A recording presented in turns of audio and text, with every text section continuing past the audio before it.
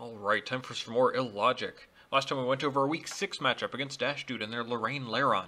Please go check out that video first if you've not done so already, as we went over the team builder and battle in which, spoiler alert, the Bouffalant continued their hot streak, a 3-0 victory over an improving Laron team thanks to late game pivots from Torn, late game cleanup from Nidoqueen, and the brilliance of Bronzong. That pushed our record up to 5-1 with a plus 17 differential while clinching a playoff spot heading into the final week. This time we've got a Week 7 showdown against Owls, and the 4-2 Newport Noctowls. Timestamps are in the description. Jimmy has been a menace ever since entering the league, and we've played a big role in his legacy.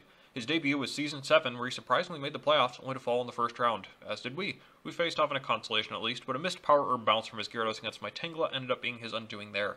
In Season 8, we floundered to a 2-4 start, our worst in our career, while Jimmy showed his true prowess in his first real draft season with a 6-0 start. That all changed when I acquired Tangela and friends before that week, my Nidoking tearing apart the Heatran Tangrowth core that devastated teams all season before Scarf Cobalion finished off Veriscuda for the W. We fell in the semis to Chad, but Chad in turn fell to Owls, the Noctowls claiming a season title with their only loss coming to us. Then in Season 9 we fought together in the playoffs, partnering up in the multi-battle season to emerge as co-champions yet again. Love partnering with his Weavile, Gastrodon, Salamence, and Tangrowth in the playoffs. Season 10 was our low-tier season, and he finally got the best of me in a fun 1-0 loss after Noivern got a crucial burn onto my Steelix, leaving it unable to restore health with lefties and leaving it a broken wall for his physical and electric-type offense. This time we're finally in a better position, standing ahead of him in the standings. We both lost to the Wobbuffets, who had a bit of a tumble themselves, but have won out otherwise, aside from a surprising defeat of the Noctowls at the hands of the Cincinnati Incineroar, desperately clawing their way back towards a comeback season. That means we can finish ahead of Jimmy in the regular season for the first time, so even if we've already clinched and we do want to improve our seeding, so we're not facing someone like the Noctowls or the Wobbuffets in round 1, let alone one of the other 5-1 teams in round 2. So, what are we going up against? It always starts at the top with that pesky Weavile, followed by Tornadus, less cool for me, Volcarona, Jirachi, Togedemaru, Rotom-Fan, Komodo, Blastoise, Diggersby, Weezing Galar, and Credilli. This is terrifying. Set up everywhere with SD Weavile, Nasty Plot Torn, Quiver Dance Volcarona, Weakness Policy Jirachi was shown, D-Dancer, Clanging Scales, Komodo, Shell Smash, Blastoise, Sword Stance, Diggersby. Yeah, that's most of the team. Not to mention their raw stats and defensive synergy together, the Noctowls have once again put together a fearsome team. Well, a fearsome team plus Togedemaru, who may be fast and help net them a win against the otherwise undefeated Close Combat Club. But what's it doing against 3 electric immunities, plus 4 more mons that outspeed it and hit it hard? Not a great time for this Peak clone. Nor for Credilli, one of my favorite low-tier mons for the ability to set up rocks and stall out with unique typing and plenty of bulk. Credilli could come as a rock setter and flip turn immunity with Storm Drain, but otherwise really does struggle. I've got several Toxic immunities, great rocks matchups, plenty of super effective coverage from high and mid-tier mons, even with Grass generally having a decent matchup against me. I don't think it'll cut it. Rotom-Fan doesn't look great either, mostly because of that electric matchup I've got, plus the Salt. Oh, yeah, this is where Rotom-Fan went to when I wanted to pick it up earlier this season, meaning I'll have to wait a little bit longer before I can use Ult of the Rotom for me. Again, not great of coverage options. Relatively poor stabs here also mean its relative bulkiness in the matchup shouldn't be enough for it to come. It's a bit tough from here. It's not usually so straightforward where the bottom 3 just shouldn't come and the rest look pretty good, but I think that's the case here. But from all the rest, I'll say Diggersby next. He hasn't favored it much, though it put in the finest work a couple of times it did show up, and it even has a nice speed tier for Nidoqueen. That said, I've got some pretty decent walls to it and can outspeed it pretty well too. It's a threat to set up too, but I'm not sure Jimmy will be willing to risk that here. Bronzong is a great answer to it aside from Knock, but aggressive U-turn plays could be the difference for him if it does come. I just think there are probably 6 better mons than it here. Finally, I could see Blastoise coming for a multitude of sets. Shell Smash and AV and Rapid Spin stand out, but I'm not crossing my fingers. I don't have much of a problem on my team of staying in to punish a free Shell Smash turn, though the follow-up could be rough, and the AV set can easily be worn down and is just destroyed by Kartana, which I think is ultimately my reasoning for barely leaving Blastoise off my list.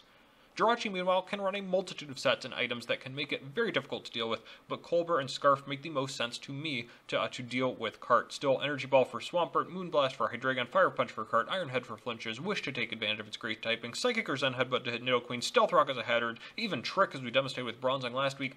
I don't think it can bring everything, but I also don't feel like letting things go down one at a time as I find out. Torn's younger Torn brother is also probably likely to come. We know all about its move pool, but this Torn is less bulky and more offensive. Those Noct and U-turns will hit a little more, plus things like Heat Wave can wreck Cart or Bronzong, plus Prankster gives them a real nice Defog or Tailwind option in a pinch. That speed stat is too good. It's so good combined with the power. I think this is another mon that could come with tons of options and sets that I need to figure out.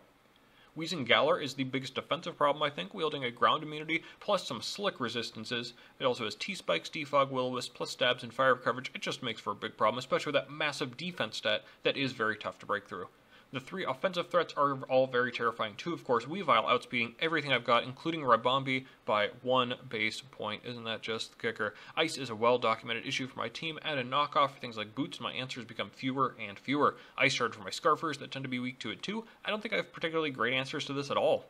Komodo is another mon that can set up in a few ways, offensively with a Totemize and Weakness policy or Clanging Scales, or defensively with Iron Defensive Body Press and Stealth Rock, and some more slick resistances, plus lots of bulk, make this yet another setup threat. Finally though, with the best setup move in the game, Volcarona has perfect coverage for me. Fire for Bronzong, Bug for Hydreigon, Grass for Swampert and Lantern, Psychic for Nidoqueen. I got nothing depending on the set, plus the possibility for Bulk and Roost. This is like an amplified Jirachi, where I need to find out the coverage in EVs, but can't afford to find out after it's set up and taken something down. On my side, Kangaskhan is at the bottom, but actually has some cool use in that it could actually take advantage of some 4x weaknesses if I want to. Rock Slide and Drain Punch, for example, among others, actually give it some merit, but the inability to straight up win other matchups aside from those I specifically tailor it to means it still just cannot come.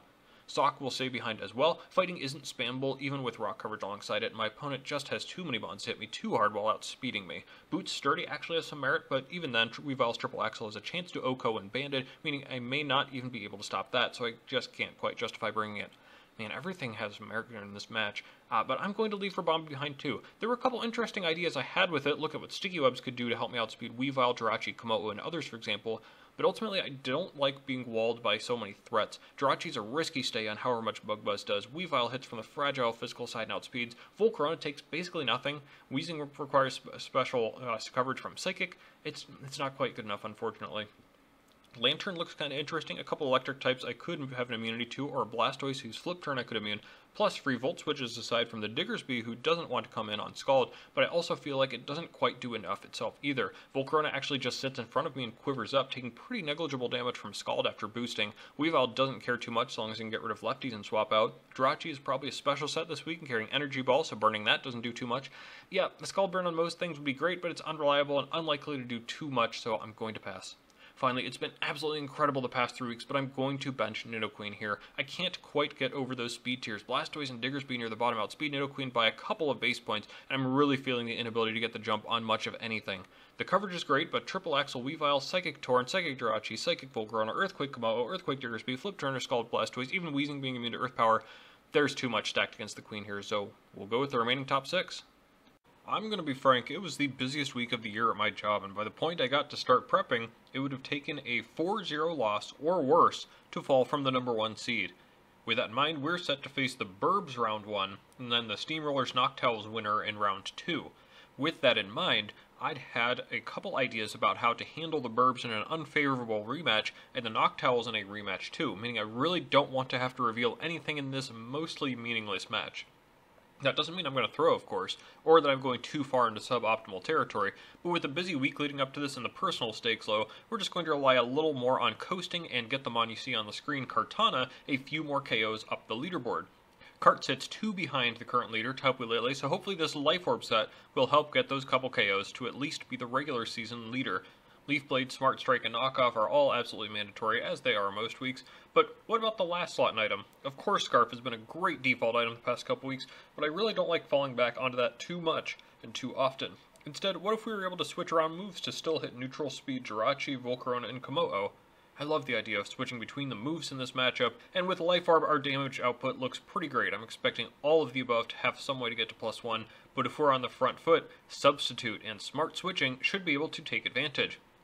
Sub plus Life Orb probably looks stupid, but it does work on things like Arctozolt for a reason, and it's not like I'm looking to tank much aside from maybe a stray Weavile hit anyways. Even then, I did heavily considering the strange option of Vacuum Wave. If we were somehow able to chip the Weavile to about half, I could run a minus Spadef nature instead, and grab a surprise priority KO on Weavile.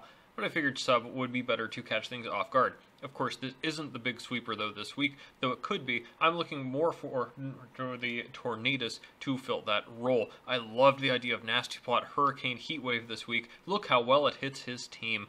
Weavile aside, I've got the immediate speed advantage and should be OHKOing 7 or 8 team members with one of these moves at +2. Thought about a couple of other cover options, things like Grass Knot for Blastoise, Psychic for the Weezing, but they didn't provide a noticeable damage upgrade to Hurricane, so the last move is basically filler here. I guess Knockoff is as good as anything else could be here. I guess I could click Knock if I think something is Scarfed, and maybe I could knock into another move, but let's call a filler what it is. Wide Lens makes Heatwave 99% accurate and helps Hurricane get into much more reliable levels of accuracy, even if I'm foregoing Boots and actually defog entirely this matchup. I'm a bit worried about something like T-Spike's Weezing tearing apart the defensive core a bit, but this matchup this Mon has with those 3 moves looks just too outstanding to pass up. Next, still no Scarfs here, as Hydreigon will be coming with 4 attacks and a Tanga Berry. Probably looks weird, but when combined with Rock Slide, we're getting a good idea as to what this is meant to lure in and beat. Volcarona is actually pretty well walled by me aside from the stab Bug Buzz, so that's going to have to come, and how can I break past it? Exactly like this, though I can also take a U-turn from something like Jirachi or the Torn much more comfortably with this too. Hopefully I can also bluff a choice item this way as well, especially if I reveal Scarf to not be Scarfed early. It may convince Jimmy that I've got the Scarf here. In fact, I don't actually outspeed Weavile, which could be a problem, especially with Torn and Hydreigon weak to Ice, but my other 3 mods should take care of it relatively easily, I hope. Dark Pulse hits Jirachi, and is the reliable neutral stab. Of course, Draco chunks basically anything real well, and Flash Cannon hits the Weezing that otherwise we really cannot touch. The coverage on Hydreigon coming through for us, though. I do still need to masters things like Weavile, and probably a little more for things like Komodo that's set up, but we have things such as the Bronzong, for example. It has a bunch of Fizz stuff this week, and a Colbur Berry to ruin Weavile's day a bit, along with the Body Press for obviously the OHKO, and Psychic to actually hit the Weezing that can ruin my day along with Komodo. Rock Tomb is also kind of cute to hit the Volcarona alongside Heat Proof to tank fire moves from Volk, Weezing, Jirachi, and Torn, that all of which I'm expecting. Rock Tomb is last, keeping Volcarona nice and slow if I'm allowed to stay in against it and get the Rock move off. No Quiver Dance boosts for you. Pretty simple, actually. Overall, the goal is to get up rocks, maybe get a KO or a crucial speed drop before going down, and actually it's traded pretty well just about every time it's come aside from week 5. Let's go into the Arcanine next. Flare Blitz hits Jirachi, Weavile, and Volcarona real well. It's a very nice switch into all of those too, which has me excited about its matchup.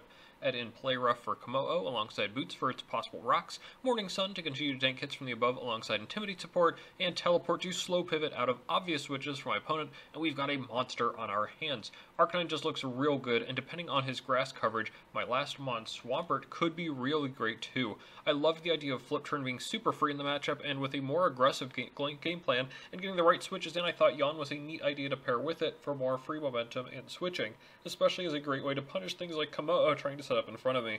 Though Earthquake is pretty obvious too for Jirachi, the final way I'm trying to lean into the Yawn strat is with Focus Punch. It's kind of a neat way to do damage to a few members of my opponent's team, though honestly not the greatest coverage. Obviously things like Weezing will still sit in front of me. But it's kind of fun. It's neat. I thought heavily about putting something like Rindo Berry on here earlier too, maybe survive a straight coverage from Volcarona, Jirachi, or Torn, but decided against it in favor of a bit of reliability in the set in Leftovers. Flip Turn, Spam, Go Burr, but it's all here mostly to facilitate that Kartana going off. We're looking out for Colbur, Jirachi, Scarf Mons, Volkikomo, but if we break those apart a bit while avoiding the setup sweepers, we've still got a good shot, so let's get to it. Wow, very wrong again. No Tornadus, no Komodo, and no Weezing Galar in favor of that Blastoise plus unexpectedly Diggersby and Rotom-Fan.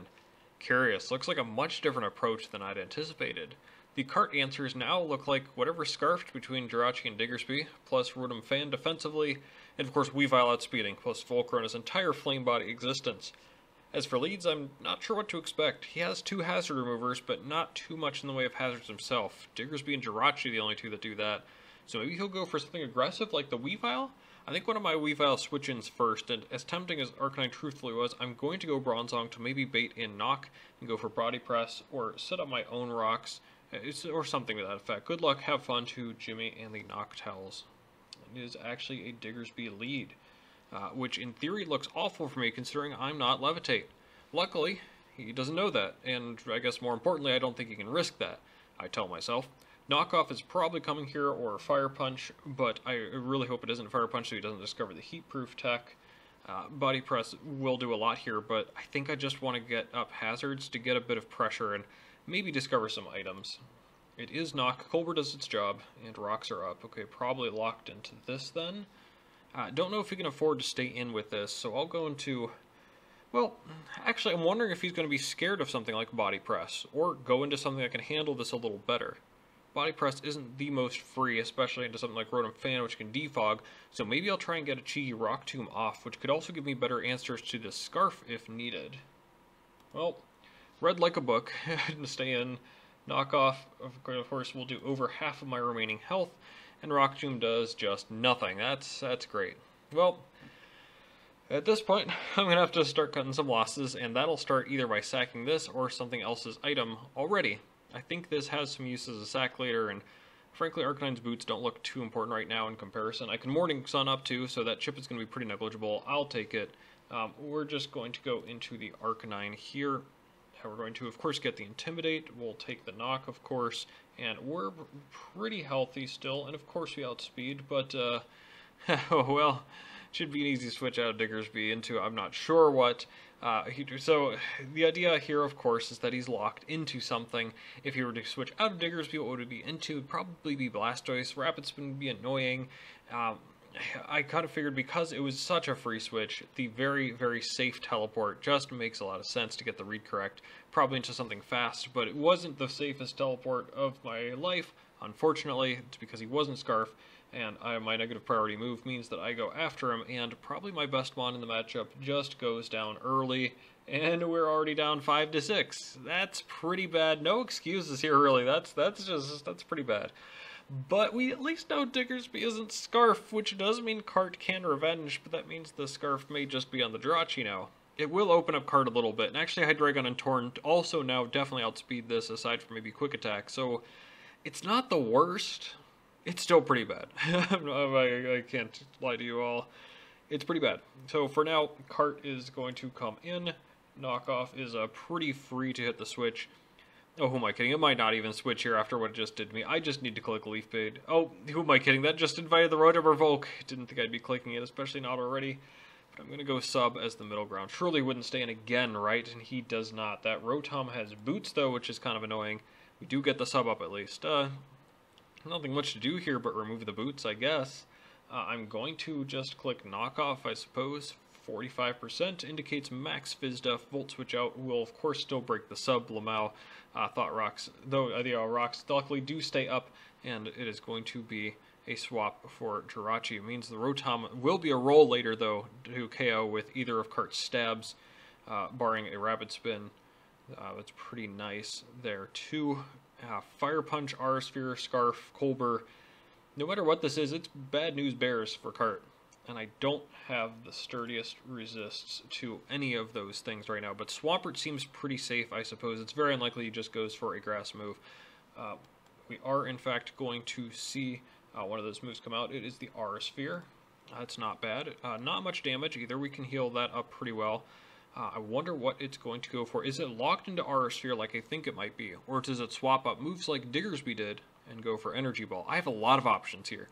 Earthquake, of course, hits this real hard, gets in the range of Knock through Colbur, and Flip Turn can actually help me take another Aerosphere while getting the slow pivot or keep momentum on a switch, but both those options are susceptible to the Energy Ball. If I think that or a switch are likely, Earthquake is not the play. Flip Turn or Hard Switch. Maybe it's time we execute the Torn plan, as Torn resists both moves that I think could be coming out here, the Aerosphere or the Energy Ball, and I think could come up here, and I may also be able to set up on a possible switch into something like Blastoise. I think I'm going to try that. I'm doubling out, going to drop in the Torn on the Clam Mind. Oh boy, that's kind of awful. Actually, +1 Psychic or Flash Cannon should 2-hit KO me. And at +1 Spadef, I don't 2-hit KO back unless I plot, but if he just attacks, well, I'm assuming this is Colbur, so I just need to get the damage off again, as this is something else that Cart actually beats after that chip because it's not Scarf. I would love to use Torn for something else like the Volk, but actually some of my primary reasons to keep Torn around aren't present or are already covered by an endgame Cart sweep, so I'm actually more than okay trading this out. 2 Heat Waves give me a better shot at a burn maybe, but I'm worried about another Calm Mind. And I guess more importantly, I'm worried about a possible weakness policy with stored power. So if I give him another +2 from the weakness policy boost, I just get O-Code right back. And I'm not risking that. I just Nasty Plot up alongside of it. Take the Psychic, not very well. And of course, I'm just going to have to try and hit back with my own Heat Wave. I'm going to do actually 84% with it, which is kind of crazy, before going down myself, and it's actually already 4-6.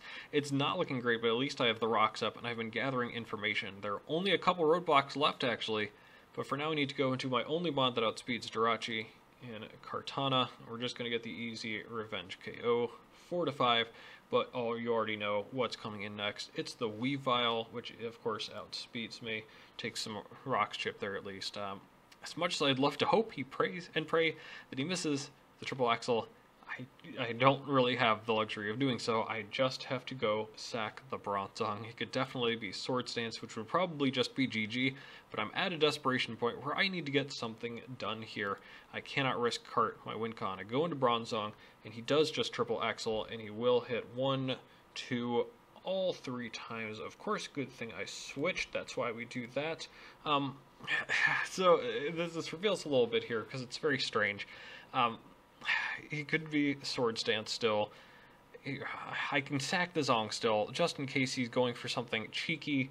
I do click the Body Press. He saw the Rock Tomb, so he shouldn't be goofing around with much of anything, and he goes for Reflect. And this is just the classic strat against the Bouffalant, isn't it? Random screens. And you already know that I take those KOs for sure. Yeah, there's a Reflect Up, but we do take those. 4v4 with the second to last fast threat against Cart being gone, and the most important actually. So actually, we're looking really good for a potential endgame area here. This was definitely the big misplay of the match for Jimmy, if I were to say so. The most important threat against Cart is gone though. Like look at the rest of this team and look at Cart. We're actually getting somewhere right here, right now. However bad the early game was, however awfully it seems like I've played, or unfortunate some of my decisions were, are actually just a little bit away from pulling this out. Of course, it will have to, I guess, have to start/end with getting the Volcarona down. It will, of course, just start with KOing the Bronzong. 3v4, another unfortunate byproduct of revealing Rock Tomb early. That's fine. Hydreigon is going to have to be our savior now, as that pesky Reflect does invalidate Swampert a little bit. Wish I'd gone a Rock move over Focus Punch, though. Anyways, Draco Meteor or Rock Slide. With the screen up, it's actually a relatively even roll to 2-hit KO with Rock Slide, and Draco should do about 65 to 75%, assuming no bulk on either side, or HP. I don't know if that's safe, though it would make sense for him to be speed invested for this exact scenario. This could be a Rock Slide here. If it's bulky, I have a flinch chance, but if it's bulky, I can go first. I can also get the hit against the Draco against a neutral Spadef, and then maybe bait him into boosting it again while I Rock Slide for the KO. If I outspeed, Draco is the play. If I don't and he quivers first, I need to Rock Slide twice, and if I don't and he clicks Bug Buzz, I need to get that damage off with Draco. And maybe if he sees me at -2, he'll go for a Quiver after me catching him off guard after that with the Rock Slide KO.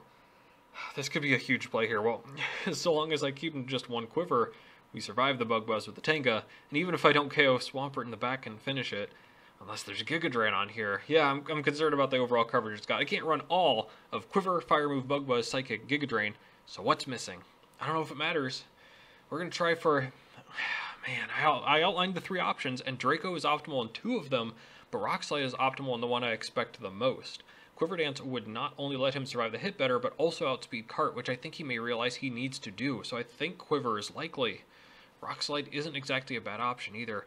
I'm just trying to justify myself. I think hindsight tells me Rock Slide was better, but I clicked Draco into the Quiver Dance, which of course means that he outspeeds me here, and I only do against it at +1 43%, which just doesn't seem enough. Rock Slide was a roll to 2-hit KO, which means it does about 50.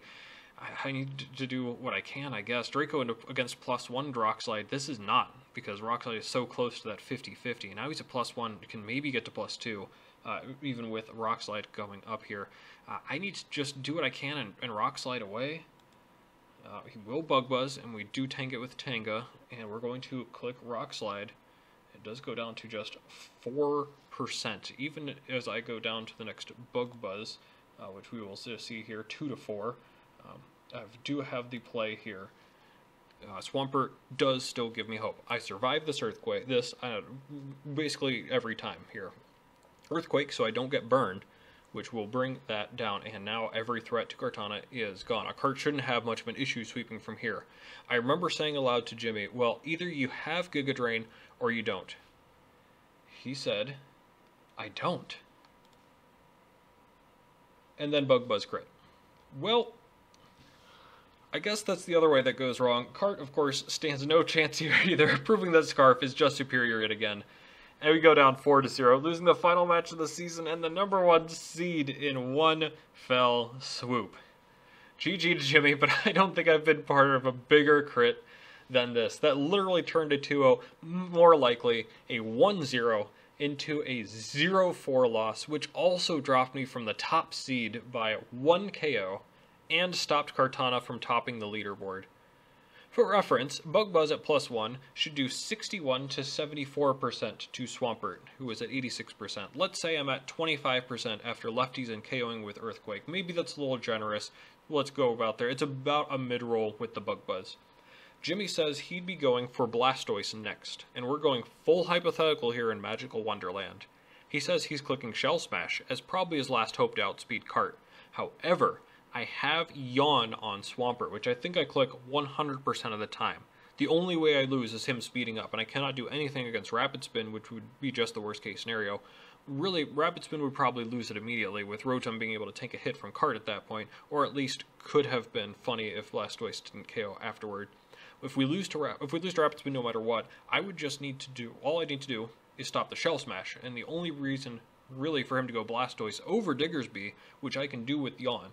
So if he KOs me, I Leaf Blade, and I either KO the sleeping Blastoise, the Diggersby, or I try to get the roll against Rotom. At that point, though, I just Leaf Blade 2 or 3 more times to finish him off. If he goes into Rotom, I outspeed him, and I KO with that, and I get to +1, and I KO the Blastoise again, or and the Diggersby there anyways, as the Beast Boost from the first KO would let me KO Rotom from this range as well.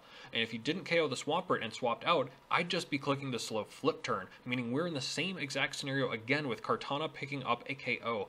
I didn't confirm his moveset, but the only way that doesn't happen is if, after the Shell Smash, he for some reason has Rapid Spin, which we'd always lost to, or Flip Turn, which would also need to be invested to KO Swampert from the 31% it would be at after another round of lefties. That's just about an average roll from the Bug Buzz. Additionally, this all lines up to absolutely perfectly with the Reflect expiring. The turn Kartana is in, the Reflect goes down, and we're off to the races without the damage being neutered. In conclusion, Bug Buzz not critting, followed by Jimmy's stated play of Shell Smashing with Blastoise, along with my likely Yawn, would have resulted in a W 100% of the time. Again, though, this is not the world we live in, so unfortunately, instead of Cart standing on the field at the end of the match for the 5th straight week, we got the 1-in-16, or rather 1-in-24 unfortunate shot of losing. Were there more optimal plays I could have made? Of course! But we'll look at that here too a little bit. The first few turns where I lost 167% between Arcanine and Bronzong. It looks bad. And it was. But what did I get out of it? I got Rocks, which chipped Weavile into Body Press range from behind Reflect. And confirmed items at the very least. And speaking of, we confirmed that Diggersby wasn't Scarfed.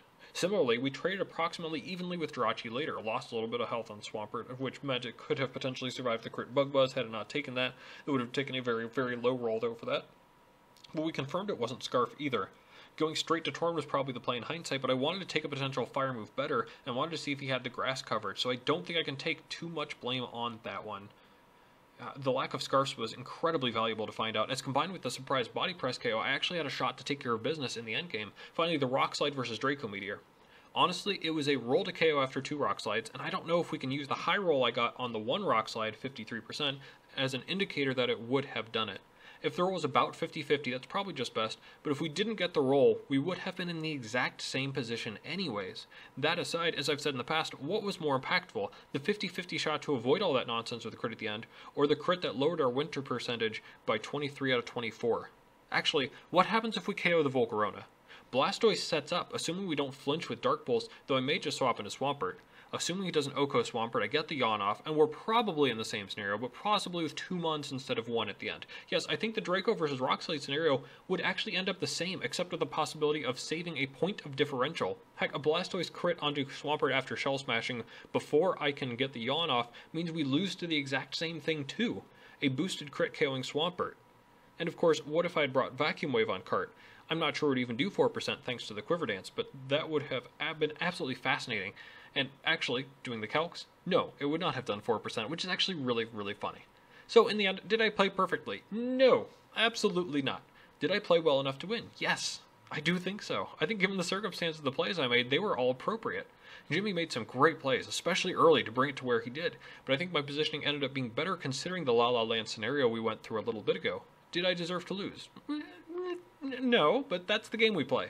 And to take it any more seriously than that would be far too frustrating and would probably make me quit. Of course, the consequences are frustrating, but I think it at least gives credence to the idea that the numbers don't mean everything. Ultimately, I have to say again, GG to Jimmy. It's always a blast to prep and play against you. And with this final game securing the playoff bracket, the only way we'll face off again is in the finals. Yes, we did get passed up by 1 whole KO, but we did still snag the number 2 seed, and we'll have to continue on with the path given to us. Although we did unintentionally avoid the worst case scenario in a rematch with the Route 1 Burbs, we do unfortunately still have a rematch. This one against our boy Sazbo and his 7th seeded Boulder Boulders. Last time Hawlucha threatened to sweep us away, but since then Sazbo has had a crazy up and down season relying heavily on top Buffini. We have a newly revamped bottom of our tiers to play with now too. So what changes are the both of us going to make?